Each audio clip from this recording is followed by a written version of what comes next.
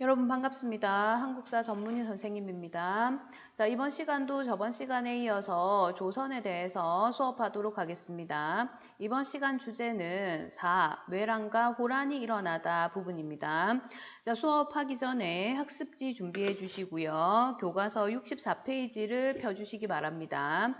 자, 외란과 호란은 조선의 역사에서 상당히 중요한 부분인데 특히 임진왜란 같은 경우에는 조선을 시기적으로 전기와 후기를 구분할 때 그 기준이 되는 사건이 임진왜란이기도 합니다. 그런 정도로 이 두 전쟁은 조선의 역사에 상당히 큰 영향을 끼쳤는데 자, 이번 시간에는 이 외란과 호란이 왜 발생했고 어떤 순서로 전개되었고 어떤 영향을 끼쳤는지 이 세 가지를 중심으로 해서 사건을 설명해 보도록 하겠습니다. 자, 그러면 수업 본격적으로 시작해 보겠습니다. 우선 첫 번째, 외란의 전개와 결과부터 살펴볼게요. 자, 외란은 우리가 잘 알고 있는 임진왜란을 뜻하는 겁니다. 임진왜란. 자, 임진왜란은 말 그대로 임진년인 1592년에 발생한 사건이고 누구와 전쟁을 한 겁니까? 그렇죠. 일본의 침략에 의해서 전쟁이 일어난 겁니다. 그러면 왜 일본은 임진왜란을 일으켰는가? 그 배경부터 한번 살펴보도록 하겠습니다. 자, 일본은 당시 도요토미 히데요시라는 인물이 일본 전국시대를 통일한 그런 시기였습니다. 그러면 일본의 전국시대란 무엇인가? 자, 일본은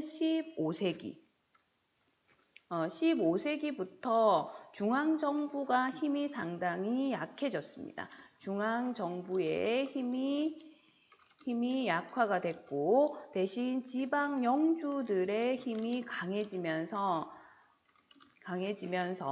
자, 지방 영주들이 독자적인 세력을 유지해서 지방에서 많은 전투들이 이루어지는 이런 이제 시대가 시작이 됐어요. 그 시대를 일본의 전국 시대라고 부르고 이 일본의 전국 시대는 도요토미 히데요시가 이 시대를 통일할 때까지 즉 16세기 후반까지 100년에서 150년 정도 이어지는 일본의 혼란스러운 시기라고 보시면 됩니다.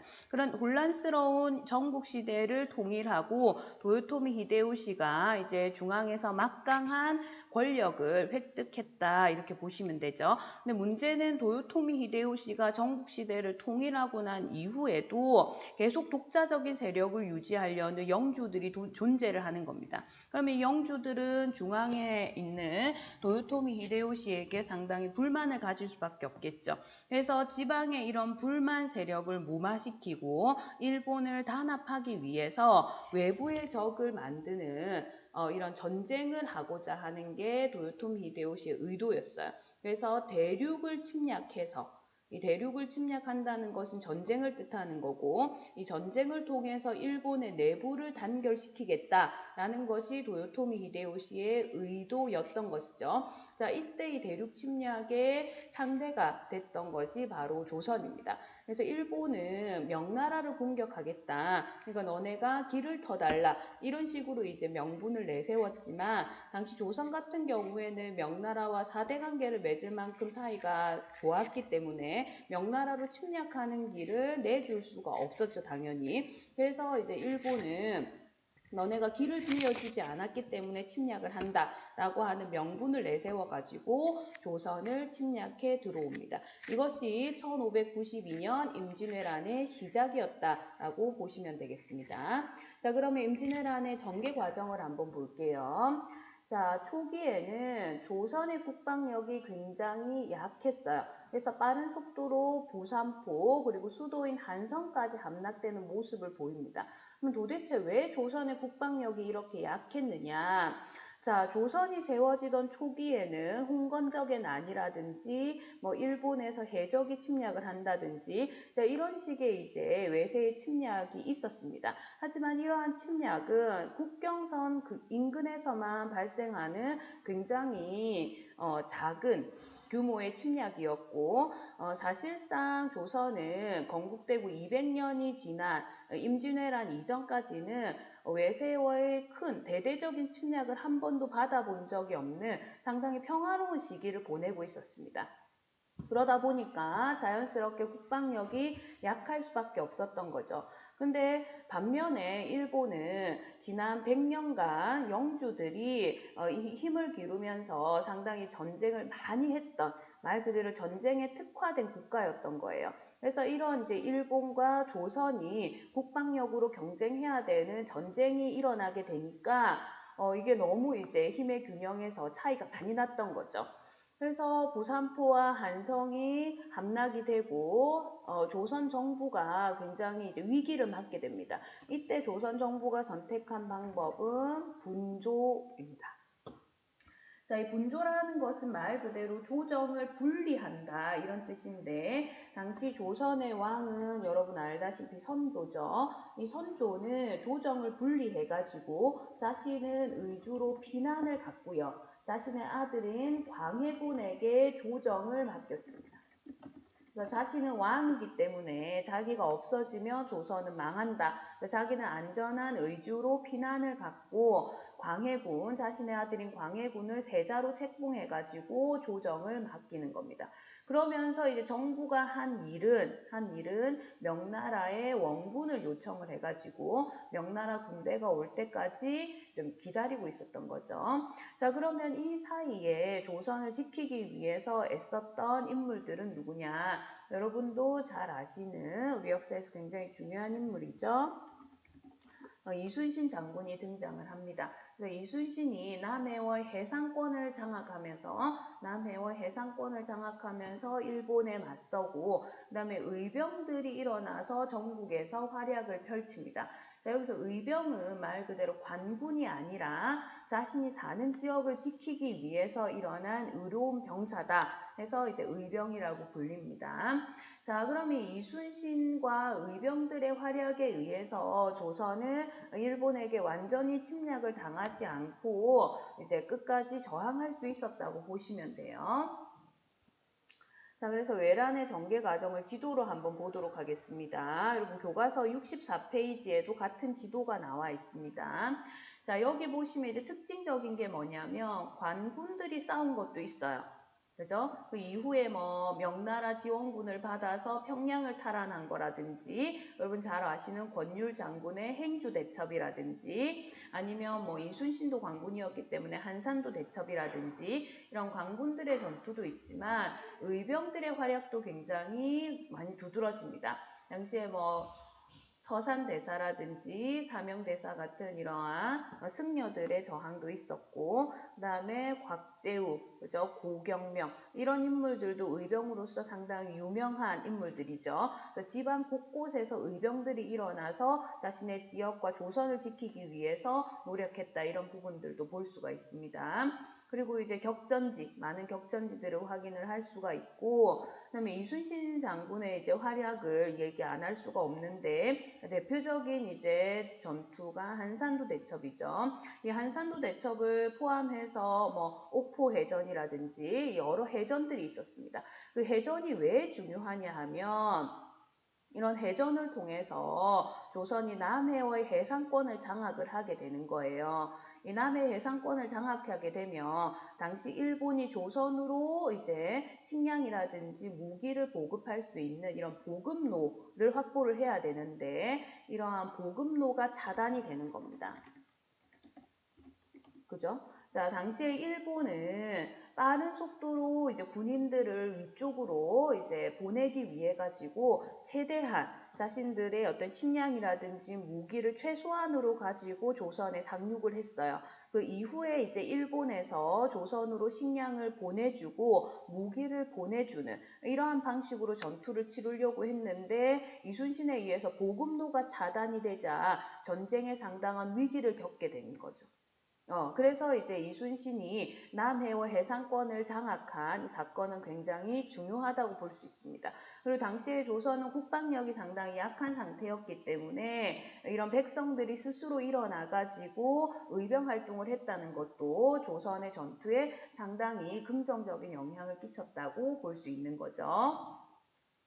자, 이후에 이제 명나라가 조선의 지원군을 실제로 파견을 해줬어요. 그래서 조선 군대와 명나라 군대가 연합을 해서 당시 일본에 빼앗겼던 평양을 탈환할 수가 있었고, 이때부터 이제 전쟁의 양상이 일본에게 불리한 쪽으로 확실히 이제 돌아서게 되는 거죠. 그래서 전쟁이 상당히 길어지게 됩니다. 그래서 일본도 이 전쟁에 지쳐가고 명나라도 전쟁을 계속하기가 힘든 상황이다 이렇게 판단을 했기 때문에 일본에게 휴전을 할 것을 제의를 합니다. 그래서 휴전회담을 좀 진행을 했는데 이 휴전회담이 3년 동안 이어졌음에도 불구하고 합의점을 찾지 못하고 결국은 결렬이 돼요. 그래서 3년 만에 다시 전쟁이 일어나는데 이것을 정유재란이라고 합니다. 자, 이때는 이제 3년 동안의 공백기가 있었기 때문에 조선도 나름대로 전쟁을 준비할 수가 있었어요. 그래서 조명연합군이 일본군의 북진을 일찌감치 차단을 하고 이순신이 명량해전에서 큰 승리를 거두면서 이제 전쟁 초기와는 다른 양상으로 정유재란이 흘러가고 있었죠. 자, 이때 도요토미 히데요시가 갑작스럽게 사망을 하면서 일본 내부가 상당히 혼란스러워집니다. 특히 그럴 수밖에 없었던 게 도요토미 히데요시의 아들이 있는데 그 아들이 이제 겨우 3, 4살 정도밖에 안 됐어요. 그래서 이제 권력을 계승할 수 있는 이런 인물이 명확하지 않았기 때문에 일본 내부가 상당히 혼란에 빠지게 되고, 그래서 일본이 전쟁을 계속할 수 없는 상황이 되니까 급하게 이제 화해를 체결을 하게 됩니다. 그러면서 7년 동안 이어졌던 임진왜란은 끝이 나게 된다 이렇게 보시면 됩니다. 자, 그러면 이 외란의 결과와 영향을 보겠습니다. 자, 조선은 물론 휴전회담을 포함하기는 하지만 7년이라고 하는 아주 긴 전쟁을 겪었기 때문에 당연히 국토가 황폐화될 수밖에 없었고, 당시에 이제 일본이 상당히 무자비하게 전쟁을 치르는 과정에서 인구가 급격하게 감소를 하게 됐습니다. 그리고 많은 문화재가 소실되고 약탈을 당하고 많은 사람들이 포로로 끌려가는 이런 상황을 겪게 됩니다. 자, 다음 일본입니다.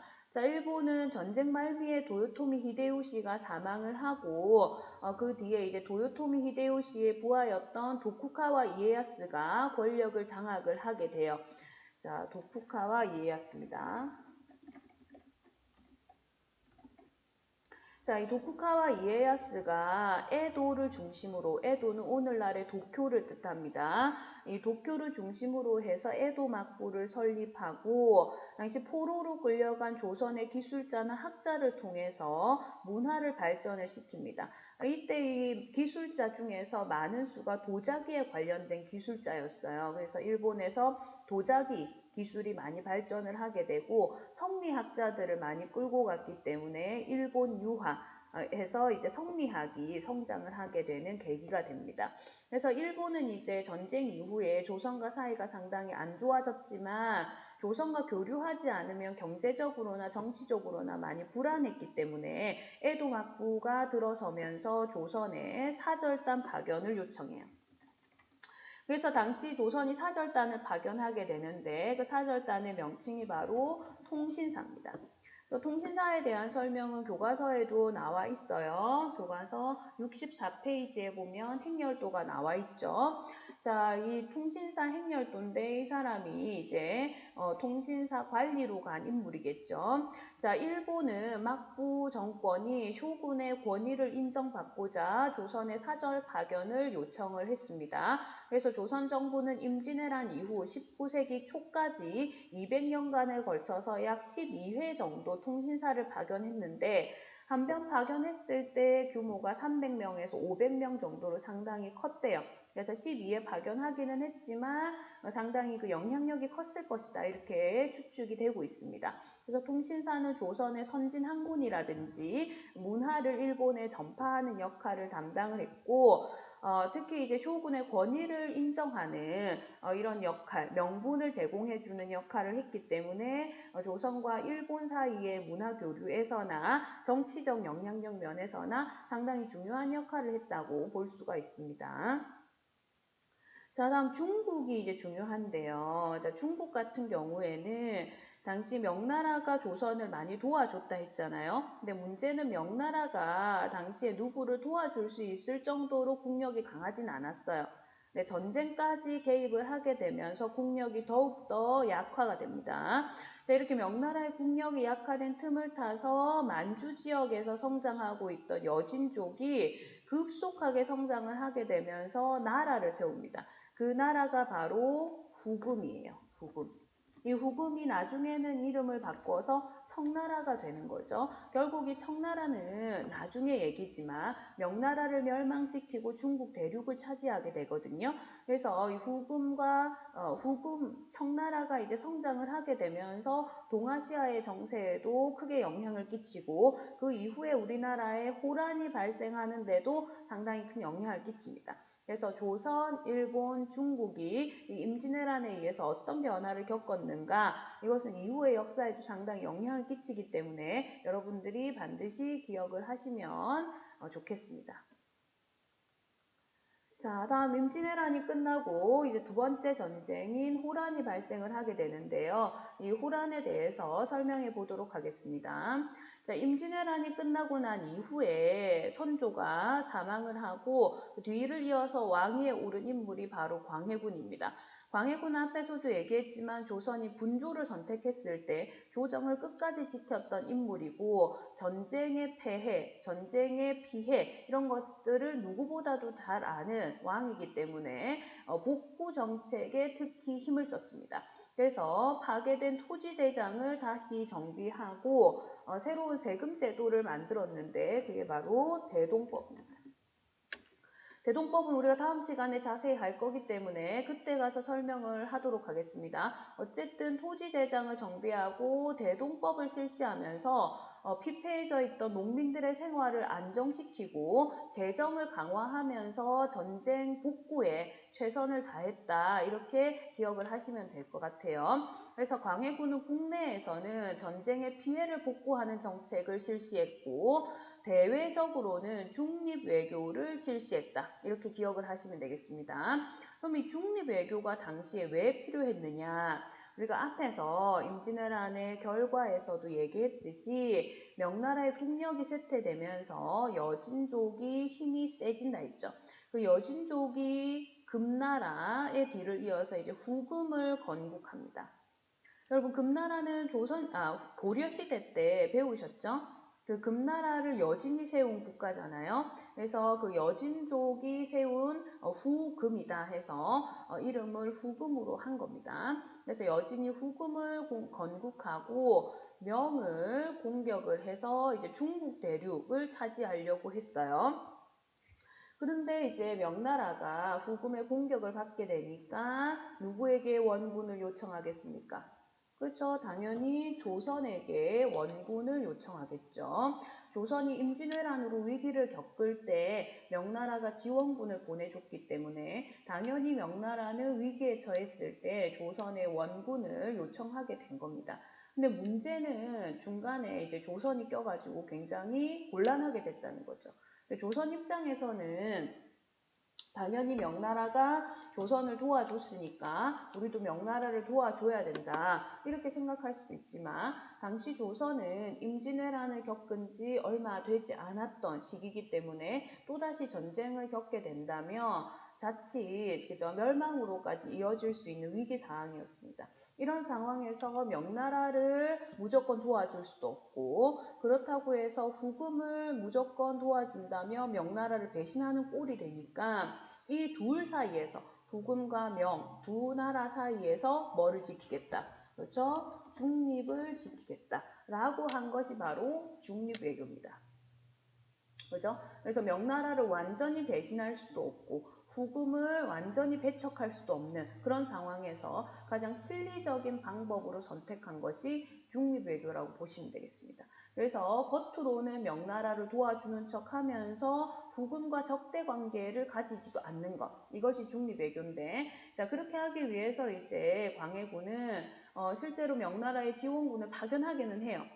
그 대표가 바로 강홍립 장군이었는데 강홍립 장군을 명나라의 원군으로 보내면서 뭐라고 하냐면 상황에 따라서 유연하게 대처해라 라고 명령을 내립니다. 즉 후금과 맞서지 말고 명나라를 도와주는 척 하면서 후금과 맞서지 말고 상황이 급박해지면 후금에게 무조건 항복을 해라 라고 이제 시켜서 강홍립을 파견하는 거죠. 자, 당시 상황을 보여주는 이제 그림이 있습니다. 여기 보면 병사들이 와가지고, 그죠? 병사들이 와서 무릎을 꿇고 항복을 하고 있죠. 자, 이게 바로 당시 청나라의 황제인 누르하치입니다. 당시는 후금이었죠. 후금의 황제인 누르하치에게 이렇게 조선의 병사들이 항복을 하고 있는 모습입니다. 그래서 어쨌든 명나라의 원군을 파견하기는 했지만 후금과 싸울 생각은 없다. 우리가 명나라에게 은혜를 입은 게 있어서 그거를 갚기 위해서 파견을 오기는 했지만 후금에게 나쁜 감정은 없다. 이런 식으로 이제 얘기를 하면서 항복을 한 겁니다. 이런 식으로 이제 중간에서 이제 중립을 지키는 이 중립 외교를 실시를 하면서 광해군은 조선의 평화를 지키고 싶었던 겁니다. 근데 문제는 이런 광해군의 중립 외교를 마음에 들어 하지 않는 세력이 있었다는 거죠. 그게 바로 붕당 중에서도 서인 세력입니다. 여러분, 조선의 붕당 정치는 알고 계실 텐데 그 조선의 붕당 정치에서 이 서인들 같은 경우에는 명에 대한 의리를 강조하는 그런 이제 세력이라고 보시면 돼요. 우리가 조선이 명나라의 은혜를 입었기 때문에 이 명나라에게 은혜를 갚아야 된다라고 하면서 이렇게 애매하게 중립외교를 하는 광해군을 비판을 하고 이 광해군을 대신해서 인조가 왕위에 올라야 된다 하면서 인조 반정을 추진하게 됩니다. 그래서 서인이 광해군을 죽이고 인조를 왕위에 앉히면서 중립 외교를 버리고 외교 정책을 변화시키게 되는 겁니다. 그로 인해서 이제 우리는 여진과 싸움을 하게 되고 그 전쟁을 바로 호란이다라고 얘기하는 거죠. 자, 호란은 총 2차례 일어났는데요. 첫 번째는 정묘호란이고 두 번째가 바로 뭡니까? 그렇죠. 병자호란입니다. 그래서 정묘호란과 병자호란 2차례 호란이 발생했다 이렇게 보시면 돼요. 자, 이 2차례 호란은 왜 발생했는가 한번 보도록 하겠습니다.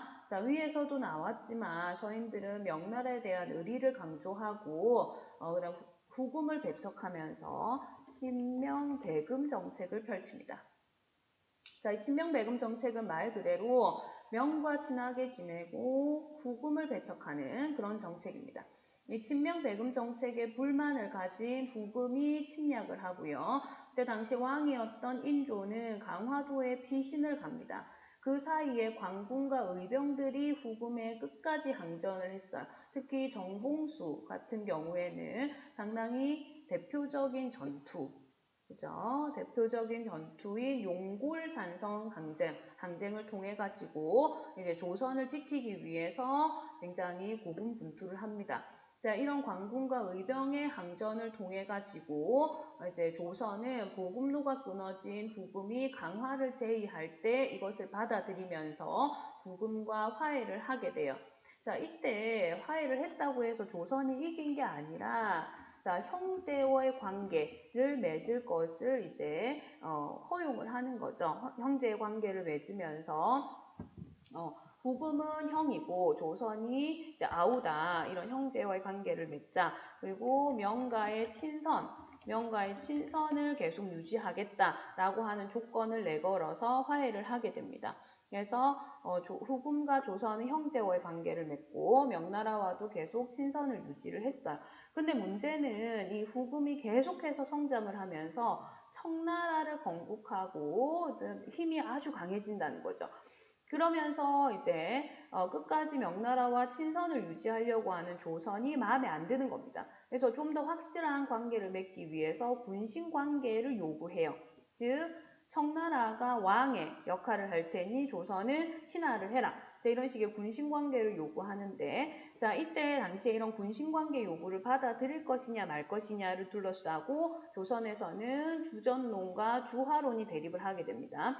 자, 이때 주전론은 당연히 전쟁을 하자라고 주장하는 세력이고 주화론은 화해를 하자 이렇게 주장하는 세력인데, 이 두 세력이 대립을 했을 때 누가 더 우세하겠어요? 그렇죠. 당연히 주전론이 우세하겠다라는 걸 알 수 있죠. 왜냐하면 당시 집권 세력은 명나라에 대한 의리를 강조하던 서인 세력이었기 때문에 그 서인 세력이 권력을 잡고 있는 한 주전론이 우세할 수밖에 없습니다. 그래서 이 주전론이 우세하게 되고 청나라가 조선을 이 구실로 침략을 하게 됩니다. 이때 인조는 강화도까지 피신할 시간마저 없어가지고 남한산성으로 피신을 해서 항전을 하게 되는데, 당시에 이제 전쟁이 일어날 당시가 가을이었기 때문에 시간이 지나면서 점차 날씨가 추워졌고 남한 산성으로 피신을 했기 때문에 보급로가 청나라 군대에 의해서 차단되는 바람에 식량이나 무기가 부족한 상황까지 생기게 됐어요. 그래서 두세 달 정도는 항전을 했지만 그 이후에는 방법이 없었기 때문에 청나라와 강화를 체결을 하면서 결국 조선이 청나라에 항복을 하게 됐습니다. 그때 이제 항복하는 과정을 우리가 삼전도의 굴욕이라고 하는데, 자, 그때 당시에 청나라가 외국과 전쟁을 하고 나서 이 항복을 받는 과정이 굉장히 굴욕적이었어요.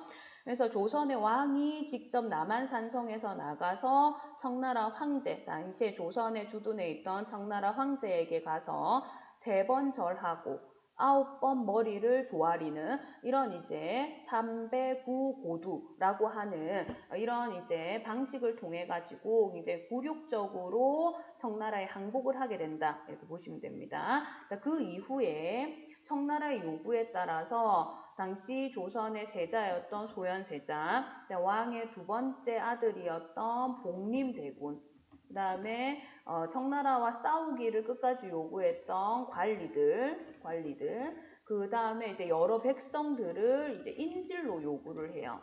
그 요구를 이제 조선이 받아들여가지고 소현세자, 복림대군입니다. 복림대군 관리들, 백성들이 청나라의 인질로 이제 끌려가게 되고, 당연히 청나라와 조선은 군신 관계를 체결하게 됐습니다. 자, 이런 과정을 거쳐서 이제 병자호란이 끝이 났고요. 자, 병자호란 이후의 대외 관계에 대해서 한번 살펴보도록 하겠습니다. 자, 병자호란이 끝나고 나서 이제 대외 관계는 처음에는 굉장히 청나라의 적대적이었어요. 아무래도 그럴 수밖에 없겠죠. 굴욕적인 항복 과정을 거쳤고 여러 명이 이제 인질로 끌려가면서 청나라와 사이가 안 좋았기 때문에 표면적으로는 군신 관계를 유지하는 것처럼 보였지만 속으로는 청나라에 응징하려고 하는 이런 세력들이 있었어요.